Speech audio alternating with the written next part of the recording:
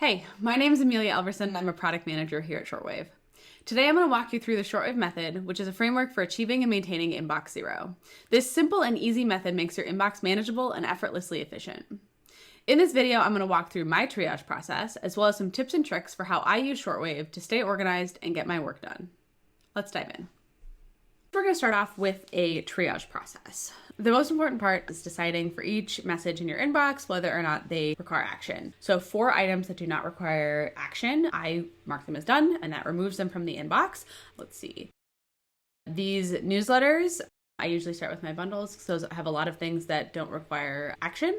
I'm kind of interested in reading this one, so I'm going to pin this. But the rest of them, I'm going to mark them all as done. So I mark them as done. It takes them away. I'm also going to look at my Asana bundle. That's usually things that I don't have to take action on. That's another really great thing about Shortwave is it bundles together these SaaS notifications. These are all things that I'm already aware of, so I'm going to mark those as all done. Now, these things are all things that are going to take a little bit longer for me to assess. This one really catches my eye from Evan.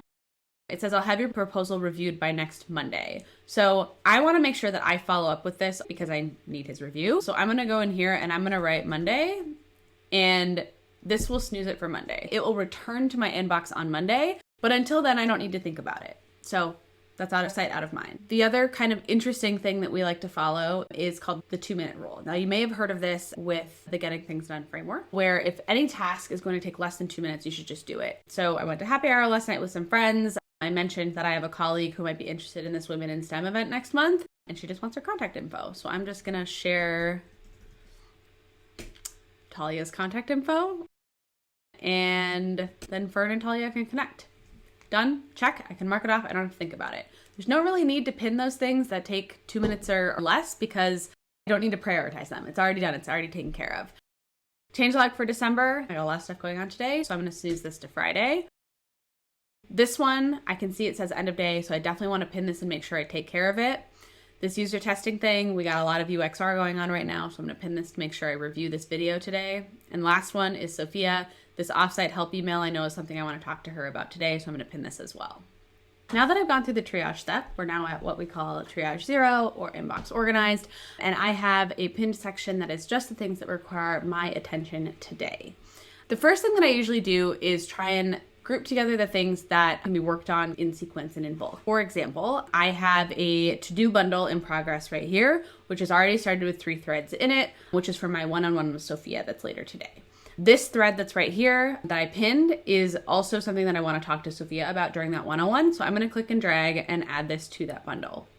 What's nice about grouping together threads like this, for example, next time I talk to Sophia, is if we only get through the first 3 items or something, I can then snooze this for next week when our next one-on-one is, and this will automatically reappear on that day in my inbox. So it makes it really easy to kind of manage that ongoing to-do list with Sophia.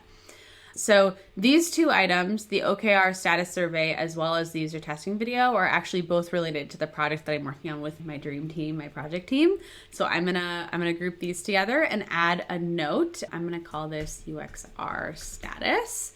And I would say this is higher priority than my one-on-one work with Sophia today, which this also bumped down Lenny's newsletter. I would say this newsletter, yes, I do want to read it today, but it's not that urgent. If I don't get to it today, that's okay. So it's okay, that's at the bottom of my list. As far as these 2 go, script for this video I'm recording, working on it right now. So I'm already working on that, which is great. And then a product design, I think this is still my number 2 priority. So I think this looks pretty good for me to start my work.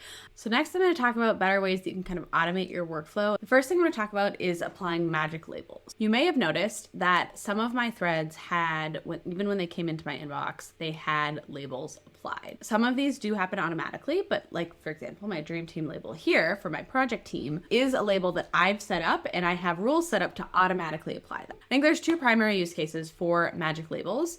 First is whenever you find yourself applying labels to the same senders over and over again, take that step out of your workflow, have Shortwave handle it for you.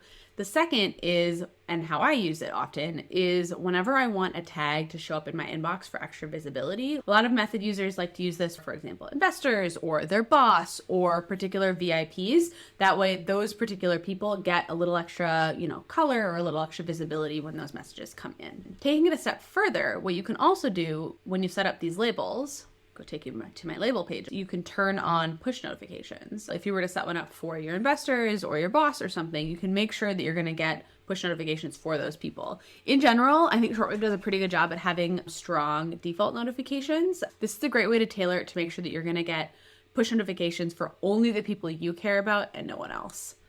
Another important use of magic labels is having them automatically bundle. This is basically a way to set up custom bundles in your inbox.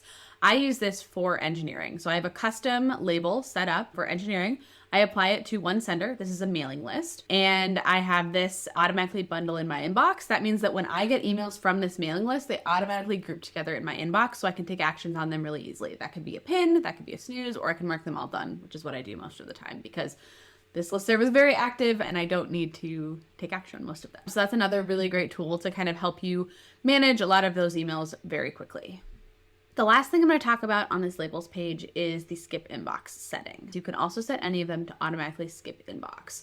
So you can set it on and off right here. The use case I use here is on our support channel. So all of the emails that are sent to support@shortwave.com, we have a whole support team that answers these very diligently. I don't need to see the vast majority of them, but I do often need to search through them. So when I'm looking for, support cases, when I'm looking for user feedback and things like that, I do like to be able to look through them and find them in my done page. And so that's why this send inbox is really important. The last thing I'm going to mention that I think really speeds things up is my favorite section. So I have a very healthy favorite section over here. This is a really great way to keep track of things that you reference a lot. So what you can do is you can add, any search terms that you would like to here to easily and quickly reference, and those appear directly into this list. And then you can click on any of them and it just pulls up their search results. So that's just another way to kind of reduce the clicks and reduce the amount of work that you need to do to reach frequently contacted people.